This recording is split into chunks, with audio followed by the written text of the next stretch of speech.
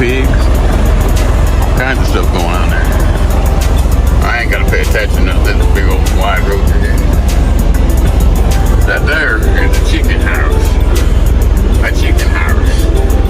And these here are the feed bins. Can you say feed bins?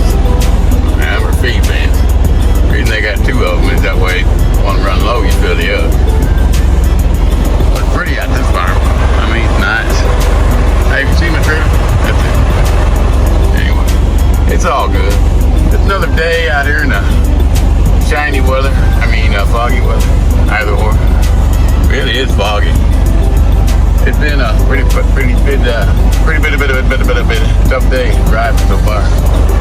Starting out in the pitch black with the fog, and then you got the daytime when you get all the dingleberries and dinglings on the road that they can't drive in day. You know what I mean? Daylight when it's 70 and sunny, let alone throw a little fog in there.